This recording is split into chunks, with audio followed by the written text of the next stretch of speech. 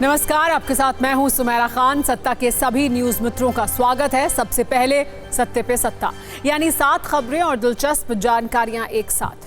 पहले आपको ऐसी खबर दिखाएंगे जिसका सीधा असर आपकी जेब और आपकी रसोई पर पड़ने वाला है। ये खबर भारतीय रुपए की उस रिकॉर्ड कमजोरी से जुड़ी हुई है जिसमें महंगाई वाले संकेत हैं, और इस खबर में उन करोड़ों न्यूज मित्रों का दुख है जो किसी न किसी माध्यम से शेयर बाजार से जुड़े हैं, जो म्यूचुअल फंड में निवेश करते हैं या जो SIP करवाते हैं। ये सबसे जरूरी खबर है उनके लिए।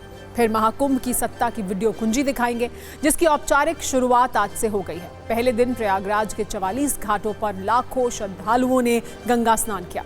उन पर हेलीकॉप्टर से फूल बरसाए गए। लेकिन कैसे पहले ही दिन इस महाकुंभ में विवादों ने भी डुबकी लगाई है, ये भी बताएंगे। फिर एक कुंजी उस Z मोड़ टनल पर जिसके जरिए आज जम्मू कश्मीर की राजनीति में भी कुछ नए मोड़ नजर आए। पीएम मोदी ने आज सोनमर्ग में इस टनल का शुभ आरंभ किया, तो कैसे उमर अब्दुल्ला ने प्रधानमंत्री पर तारीफों की पुष्प वर्षा की, ये भी देखिएगा। एक बड़ी खबर दिल्ली से, जहां विधानसभा चुनाव में आज राहुल गांधी की भी एंट्री हो रही है। राहुल गांधी आज दिल्ली के सीलमपुर में रैली कर रहे हैं। उनकी इस रैली का नाम जय बापू, जय भीम, जय संविधान है। एक और बड़ी खबर दिल्ली से है, जहां आज हाईकोर्ट ने आप सरकार को CAG रिपोर्ट को लेकर खूब सुनाया है। हाईकोर्ट ने कहा, CAG रिपोर्ट पर विचार करने में जिस तरह से दिल्ली सरकार ने अपने कदम पीछे किए, उससे उनकी ईमानदारी पर संदेह पैदा होता है। आज army chief general Upendra Dwivedi ने भी LAC को लेकर बड़ा अपडेट दिया है। उन्होंने कहा है कि लाइन ऑफ एक्चुअल कंट्रोल पर स्थिति संवेदनशील है लेकिन स्थिर है। आर्मी चीफ के अनुसार LAC पर भारतीय सेना की तैनाती संतुलित और मजबूत है और भारतीय सेना किसी भी स्थिति से निपटने में सक्षम है। और एक दुखद खबर अमेरिका के कैलिफोर्निया से भी है, जहां 7 दिन पहले शुरू हुआ अग्निकांड रुकने का नाम नहीं ले रहा है। इस आग की वजह से मौत का आंकड़ा 24 हो गया है और करीब 13 लाख करोड़ का नुकसान हो चुका है। तेज हवाओं की वजह से यह आग और बढ़ने की आशंका है। आज सत्ता की शुरुआत लेकिन एक ऐसे रिमाइंडर से जिसका सीधा कनेक्शन आपकी जेब और रसोई से जुड़ा है। ये रिमाइंडर आपकी आर्थिक सत्ता के कमजोर होने का संकेत है। इसीलिए आज हमने इसे सत्ता में पहली प्राथमिकता दी है। ध्यान से देखिएगा।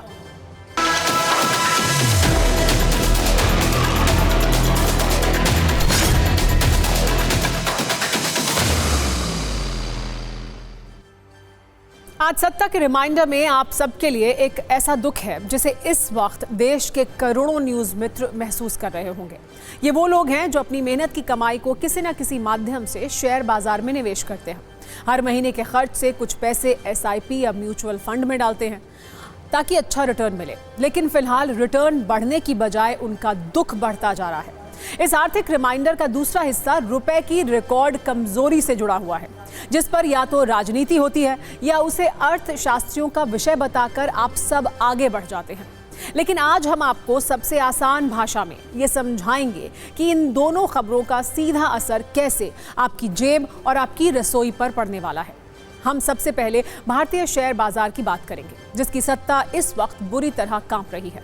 आज का दिन भी शेयर मार्केट के लिए ब्लैक मंडे साबित हुआ है। आज सेंसेक्स में 1048 अंकों की बड़ी गिरावट दर्ज की गई, जबकि निफ्टी भी 345 अंक टूट गया और शेयर बाजार की इस डुबकी में निवेशकों के 14 लाख करोड़ रुपए एक झटके में डूब गए।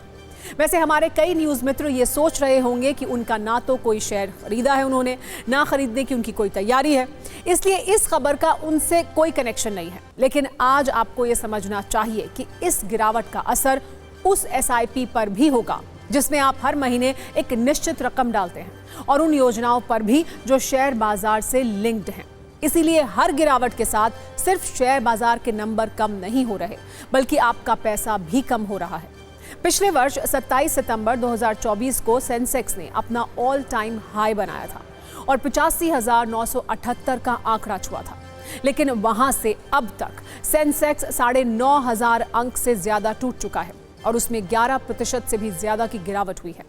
इसी तरह निफ्टी ने भी 27 सितंबर 2024 को 26,277 का शिखर छुआ था और अब तक उसमें 12% से भी ज्यादा की गिरावट आ चुकी है।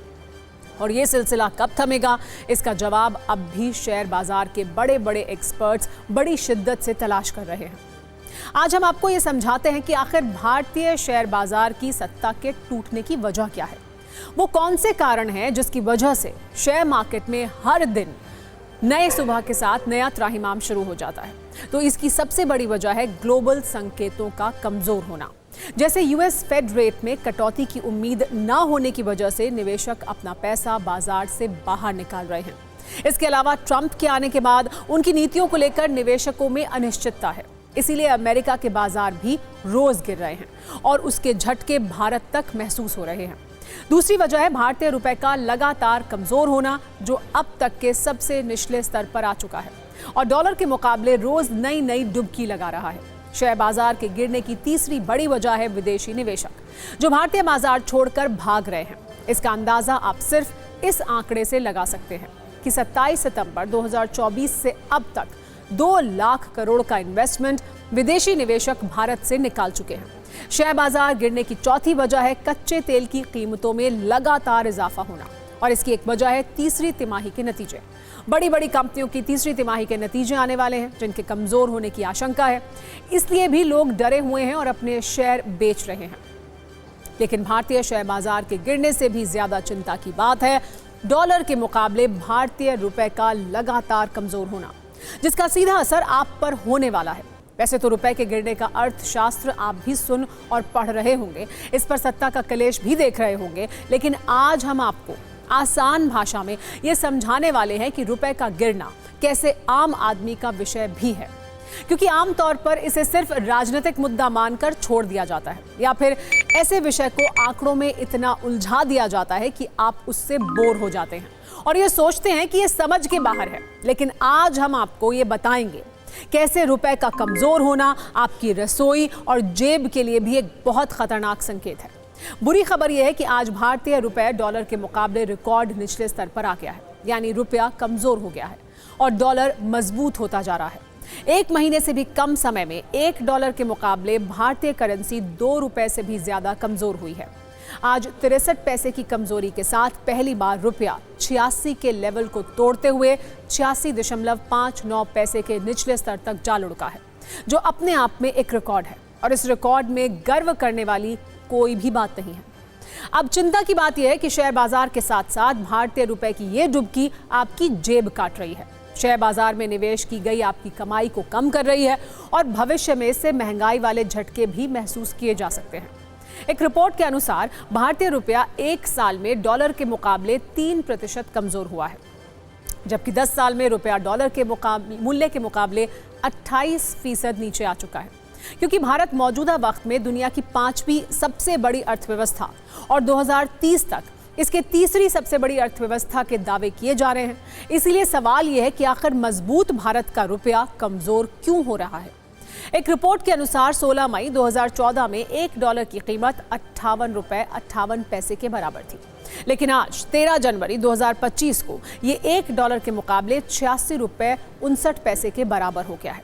मतलब इसे आप इस तरह समझिए, 10 साल पहले आपको $1 के लिए ₹58 देने होते थे, लेकिन अब उसी $1 के लिए ₹86.59 देने होंगे। अब इस पर राजनीतिक कलेश भी शुरू हो गया है। पहले उस पर एक रील देख लीजिए, फिर ये बताएंगे कि भारतीय रुपए के गिरने से आपके लिए अशुभ संकेत क्यों है।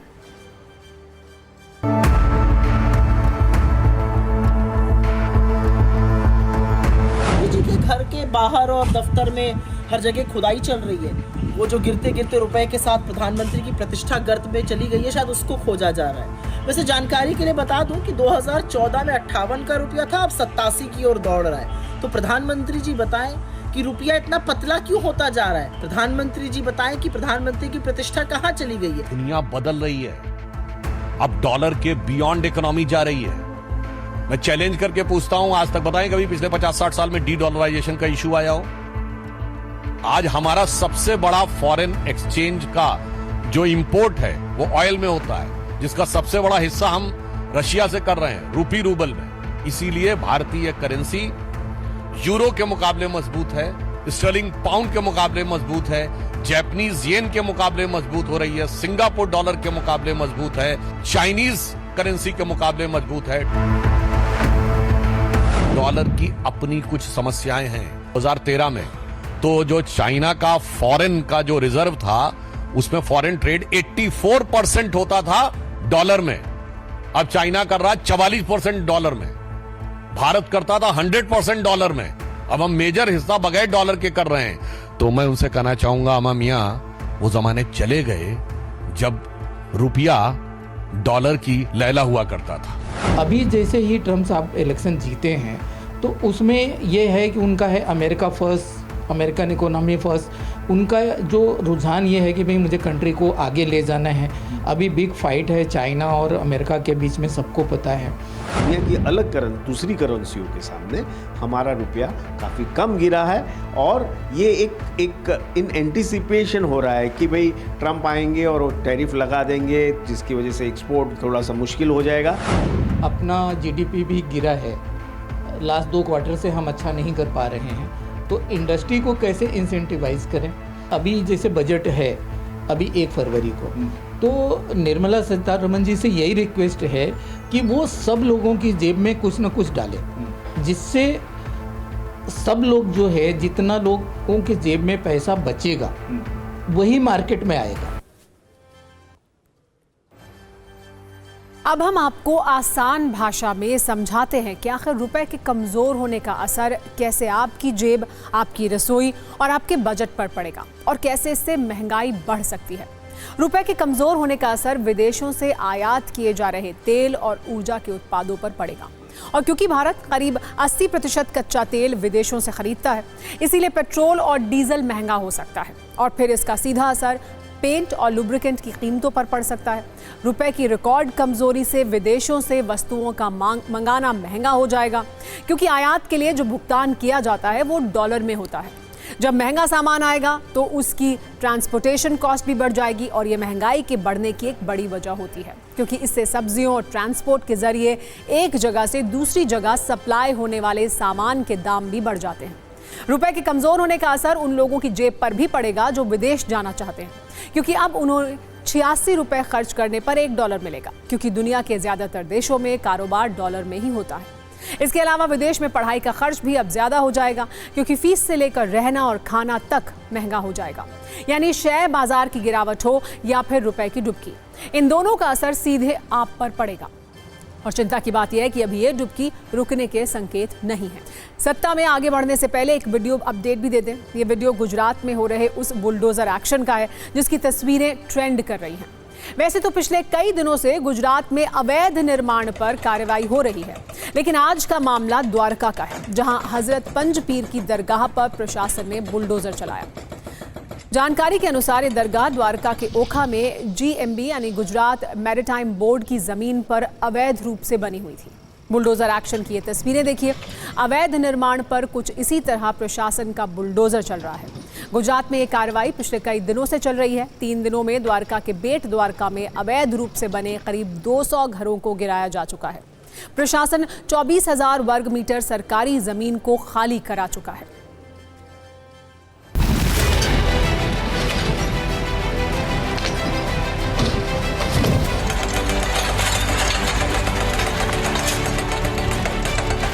जो भी इलीगल स्ट्रक्चर्स है उनका जो डिमोलिशन की कार्रवाई चल रही है, बेट द्वारका और साथ ही साथ जो ओखा विस्तार है वहाँ पर भी डिमोलिशन हटाने की कार्रवाई चल रही है। और एक जो ट्वीट की जो आपने चर्चा की, उसके ऊपर हमारी अभी पुलिस की तपास चल रही है। सर अभी कितना बंदोबस्त होगा पुलिस का? तो पुलिस का जैसे मैंने बताया था कि हमारा 1000 का पुलिस का जो बंदोबस्त है, जिसमें पुलिस के कर्मचारी, SRP के जवान, MTF के जवान सतत खड़े पगे बंदोबस्त में हाजिर हैं। अंदाजित कितने दिन तक अपनी ये कार्यवाही चल सकती है? जब तक जरूरियात पड़ेगी तब तक चलेगी।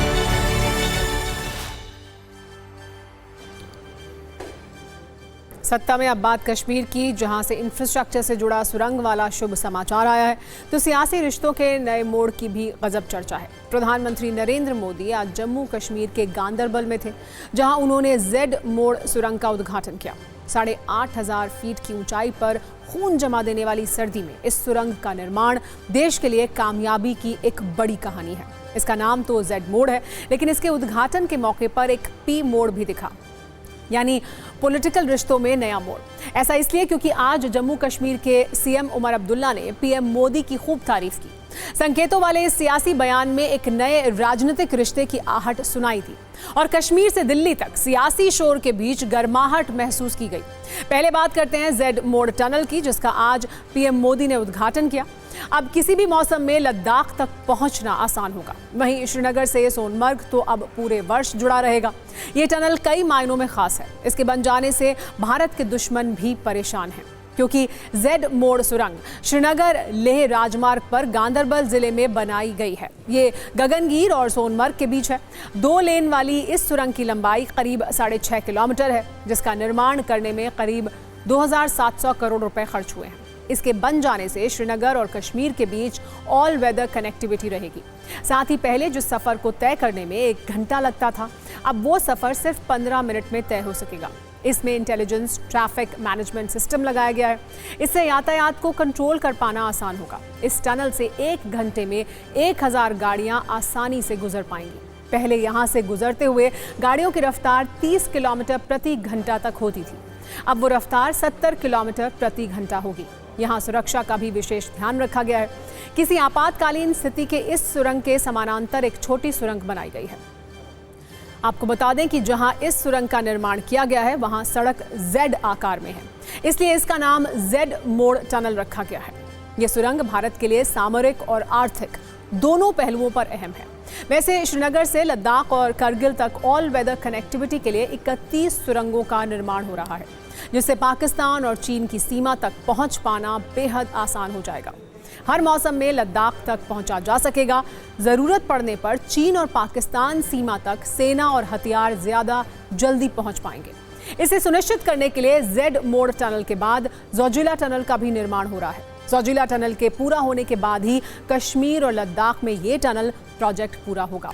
इसे आप आसान भाषा में ऐसे समझिए कि अब श्रीनगर से सोनमर्ग की ऑल वेदर कनेक्टिविटी तो जेड मोड़ टनल से सुनिश्चित हो चुकी है, लेकिन सोनमर्ग को लद्दाख और करगिल के द्रास तक जोड़ने के लिए जोजिला टनल का काम चल रहा है। यानी जेड मोड़ टनल इस पूरे प्रोजेक्ट का एक तरह से पहला चरण है जो पूरा हो चुका है। अब जोजिला टनल का काम पूरा होते ही श्रीनगर से लद्दाख और करगिल हर मौसम में जुड़ा रहेगा। सुरंगों का ये प्रोजेक्ट भारत की सुरक्षा के लिए मजबूत कवच है, तो कश्मीर घाटी में पर्यटन के अर्थतंत्र का मजबूत पिलर भी है, क्योंकि अभी तक श्रीनगर से सोनमर्ग का रास्ता बर्फबारी और लैंडस्लाइड की वजह से साल में 6 महीने बंद रहता था, जिसकी वजह से सर्दियों में सोनमर्ग तक ज्यादा पर्यटक नहीं पहुंच पाते थे। जेड मोड़ टनल के बन जाने से किसी भी मौसम में पूरे साल पर्यटक सोनमर्ग तक पहुंच पाएंगे। प्रधानमंत्री नरेंद्र मोदी ने भी आज ये कहा कि ये सुरंग कश्मीर में पर्यटन को नए पंख लगा देगी। उन्होंने कश्मीर को लेकर अपने कमिटमेंट को भी दोहराया और ये कहा कि हम जो कहते हैं वो करते हैं। प्रधानमंत्री मोदी ने इस दौरान और क्या कुछ कहा, आप भी देखिए।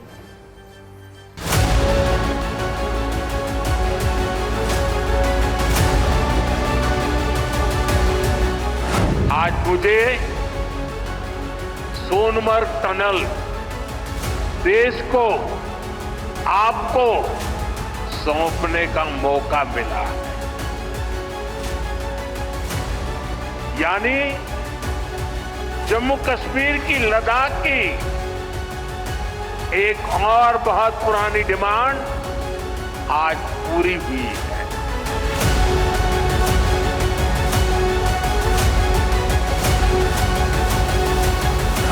और आप पक्का मानिए, ये मोदी है, वादा करता है तो निभाता है।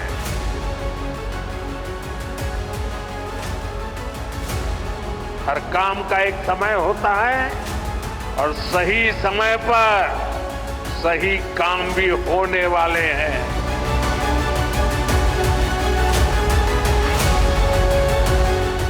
इस टनल से, इससे सर्दियों के इस मौसम में सोनमर्ग की कनेक्टिविटी भी बनी रहेगी।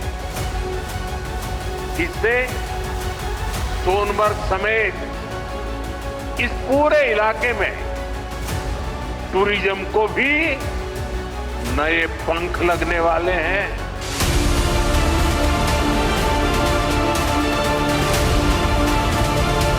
उम्मीदें ही लेके आए हैं। इससे बहुत सारा फायदा है, जैसे कि टूरिज्म सेक्टर को बहुत सारी बूस्ट मिलेगी, टूरिज्म सेक्टर में इजाफा होगा।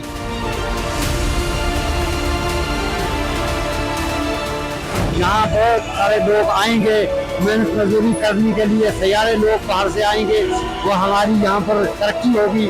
और हमारे प्रधानमंत्री नरेंद्र मोदी जी ने जो यहाँ पर आकर हमें ये खुशी दी है, उससे हम बहुत धन्यवाद कहते हैं।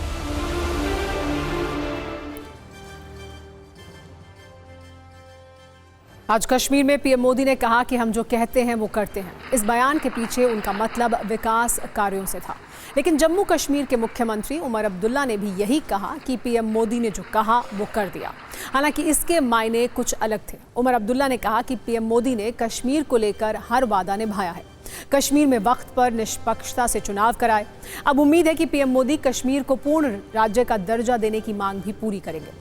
उमर अब्दुल्ला ने बयान तो कश्मीर के सर्द मौसम में दिया था, लेकिन इसने दिल्ली तक सियासी तापमान को बढ़ा दिया। इस बयान को नए सियासी समीकरण के संकेत की तरह देखा जाने लगा और हर ओर से इस पर प्रतिक्रिया आने लगी। मेरे काबिना के साथी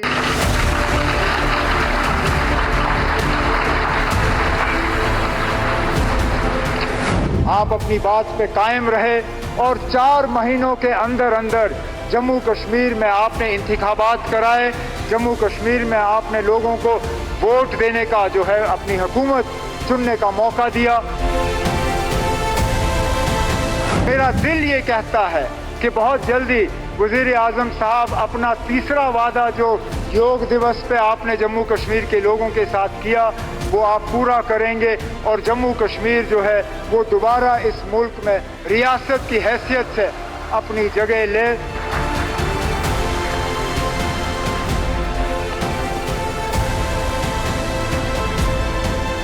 ये पहले हो जाना चाहिए था, पर प्रधानमंत्री ने विलंब किया। टनल से तो जोड़ने की कोशिश कर रहे हैं, पर जो राजनीतिक रूप से राज्य का दर्जा छीनकर लद्दाख और जम्मू कश्मीर को अलग किया है, वो दूरियां कब मिटेंगी? कब जम्मू कश्मीर को उसका घोषित राज्य का दर्जा मिलेगा? या फिर एक झूठ, फिर एक धोखा, फिर एक जनता के साथ विश्वासघात। प्रधानमंत्री श्री नरेंद्र मोदी जी ने जिस प्रामाणिकता के साथ और जिस दक्षता के साथ, by which credibility and by which dexterity he has perform, तो मेरा मानना है कि कोई भी व्यक्ति यदि राजनैतिक पूर्वाग्रह और दुराग्रह से हटकर देखेगा तो वो प्रशंसा ही करेगा, प्रशंसा के अतिरिक्त कुछ नहीं।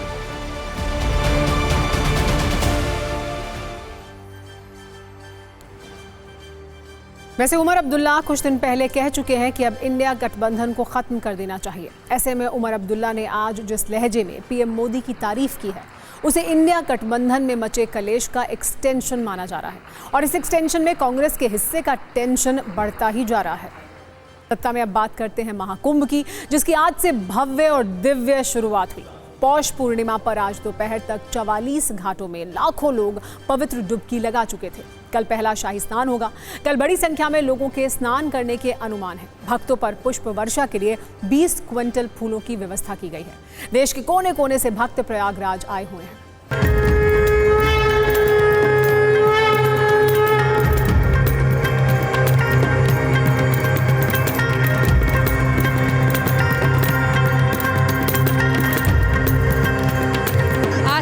विश्वास है, बस आस्था है। आपको कैसे? बहुत अच्छा, बहुत हम अपने आप को बहुत लकी मान रहे हैं कि हम यहाँ आए त्रिवेणी में, संगम में, और हमने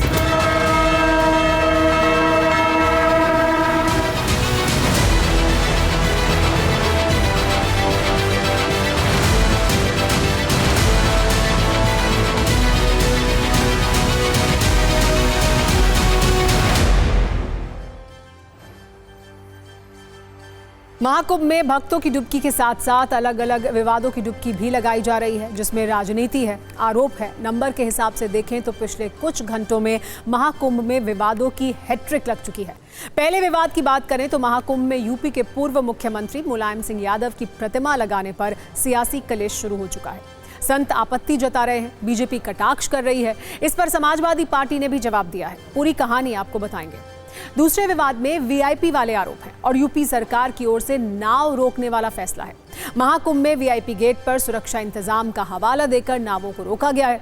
इससे नाविकों में और खासतौर पर निषाद समुदाय में नाराजगी, अव्यवस्था के आरोप भी लग रहे हैं। और तीसरे विवाद में लूट पॉलिटिक्स पर यूपी के गाजीपुर से सांसद अफजाल अंसारी के सवाल हैं। उन्होंने यूपी सरकार पर सीधे आरोप लगाते हुए कहा है कि महाकुंभ में जहां पर 10 पैसे के खर्च की जरूरत है, वहां 10,000 रुपए खर्च किया गया। पहले बात करते हैं महाकुंभ में मूर्ति वाले कलेश की। महाकुंभ में मुलायम सिंह यादव की प्रतिमा का शनिवार को अनावरण किया गया था। ये प्रतिमा करीब 3 फीट ऊंची है। कई साधु संत इस प्रतिमा का विरोध कर रहे हैं, जबकि नेता इस पर राजनीति कर रहे हैं। कई लोग इस फैसले को हिंदू विरोधी बता रहे हैं, इस दलील के साथ कि मुलायम सिंह यादव ने अयोध्या में कार सेवकों पर गोलियां चलवाई थी। वहीं समाजवादी पार्टी के नेताओं का कहना है कि साधु संत इस मूर्ति का विरोध नहीं कर रहे हैं, बल्कि बीजेपी इसे राजनीतिक मुद्दा बना रही है। सिर्फ 90 सेकंड में देखिए कैसे महाकुंभ में मुलायम सिंह यादव की मूर्ति पर सियासी टकराव शुरू हो चुका है।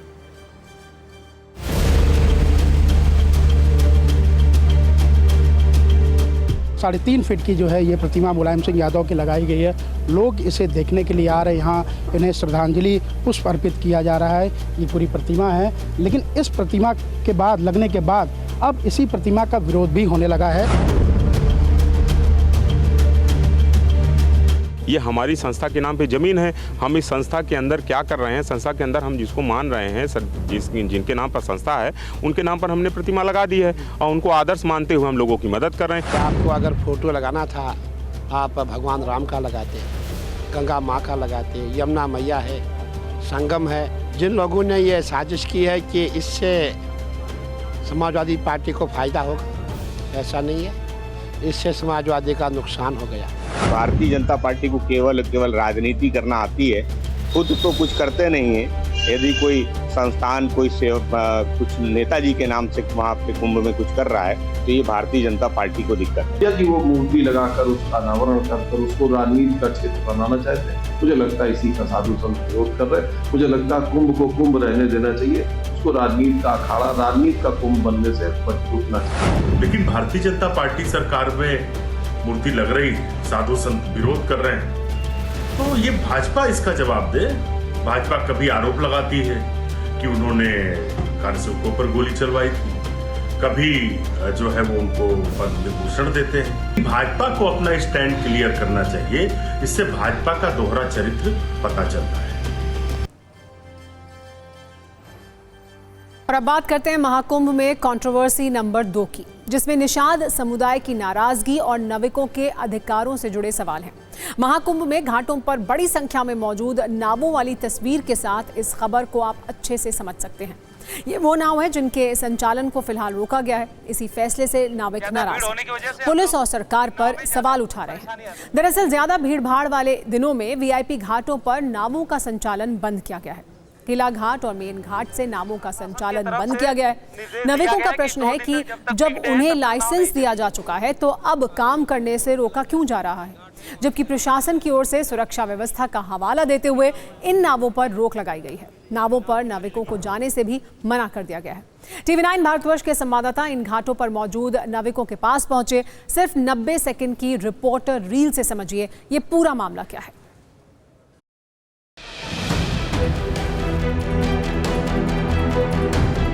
प्रशासन की तरफ से निर्देश दिया गया है कि 2 दिन तक, जब तक पीक डे है तब तक नाव नहीं चलेगी। किला घाट के मेरे साथ नाव में बैठे ये नाविक हैं। खासकर तब जब लाखों लोग श्रद्धा की डुबकी लगा रहे हैं, उस वक्त निषाद राज, केवट, ये जो लोग हैं, ये बेचारे बिना काम के बैठे हुए हैं नावों में। काम इतना ज्यादा है, लेकिन उसके बावजूद बहुत सारे ऐसे वजह बताई जा रही है जिसकी वजह से आप देखेंगे घाटों के किनारे नाव का जमावड़ा लगा हुआ है। पब्लिक परेशान है, दूर घाट बना दिए गए हैं जिसकी वजह से जनता वहां तक जा नहीं पा रही है और यहाँ जो नाविक हैं उनको व्यापार नहीं मिल पा रहा है। कितने सालों से इंतजार रहता है इसी के लिए, इसी से हम लोग अपना घर परिवार शादी ब्याह करते हैं, अपना घर बनवाते हैं इसी के कुंभ सहारे से, कुंभ के सहारे से। यहाँ तो देख रहे हैं चल रहे हैं और ये तो घर टूटने की नौबत आ गई है। नुकसान हो रहा है, नुकसान हो ही रहा। जब नाव नहीं चलना था तो क्यों लाइसेंस बना दिए? लेसन क्यों बना पास कर दिए? हम लोग को पहली बात तो मतलब आने जाने नहीं देते हैं। आप लोग नाव से इतनी दूर क्यों खड़े हैं? अरे जाने नहीं दे रहे हैं साहब, कैसे जाएं बताइए। सरकारी लोन उठा के एक नाव बनता है 65-70 हजार का, तो वही हम लोग नाव बनवा के यहाँ चलाने नहीं मिल रहा है। कह रहे कौन रोक रहा है? अरे सब प्रशासन लगी है जो देख रहे हैं सर। हाँ क्या बोल रहे हैं? कि नहीं इधर से नहीं जाना है, उधर से नहीं जाना है, तो पानी से पहुँच के जाए। कौन बात कर रहा है आपसे, क्या कह रहे हैं लोग? बोले बोट नहीं चलेगी आज दो दिन तक। नुकसान हो रहा है आप लोगों को? नुकसान में 4 बजे से बैठा हूँ, 1 रुपए की कमाई नहीं किया। सत्ता में आगे एक तस्वीर के साथ बढ़ते हैं। भगवा कपड़े, माथे पर तिलक, गले में रुद्राक्ष की माला, संपूर्ण सन्यासी वाला वेश। आप जानते हैं ये महिला जिन्हें हम आपको दिखा रहे हैं कौन है? ये टेक कंपनी एप्पल के सीईओ रह चुके स्टीव जॉब्स की पत्नी हैं। नाम है लॉरेंस जॉब्स। जैसा कि तस्वीर में आप देख रहे हैं वो किस तरह सनातन धर्म को पसंद करती हैं। इस वक्त वो प्रयागराज महाकुंभ में है। कहानी सिर्फ इतनी नहीं है। निरंजनी अखाड़े के प्रमुख आचार्य महामंडलेश्वर कैलाशानंद गिरी ने उनका हिंदू नाम भी रखा है, उनका गोत्र भी तय कर दिया गया है। कैलाशानंद गिरी ने लॉरेंस पावेल को हिंदू नाम कमला रखा है। 61 वर्ष की लॉरेंस जॉब्स उर्फ कमला 1,30,000 करोड़ की मालकिन है। ये दुनिया की अरबपतियों की सालाना फोर्ब्स लिस्ट 2024 में 53वें स्थान पर थी। यही नहीं, पावरफुल वुमेन की लिस्ट में 21वें स्थान पर थी। वो अमेरिका की रहने वाली हैं। उनको सनातन धर्म इतना पसंद है कि वो स्वामी कैलाशानंद गिरी की शिष्या बन चुकी हैं। TV9 भारतवर्ष से स्वामी कैलाशानंद गिरी ने भी इस मुद्दे पर बात की।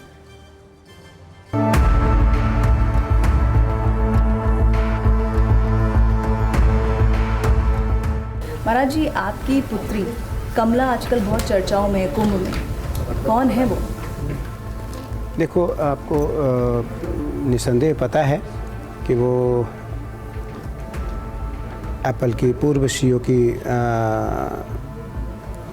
स्वर्गीय स्टीव जॉब्स की मिसेज हैं और दुनिया की धनवान परिवार में से एक परिवार है और परम सरल है, सहज है, उदार है, दानी है, चैरिटी करती है और मेरी बेटी है। और मुझे लगता है कि उसके द्वारा सनातन धर्म को एक बल मिलेगा, सनातन धर्म को एक बल मिलेगा, सनातन परंपरा को एक बल मिलेगा और सनातन का यश निस्संदेह उससे बढ़ेगा।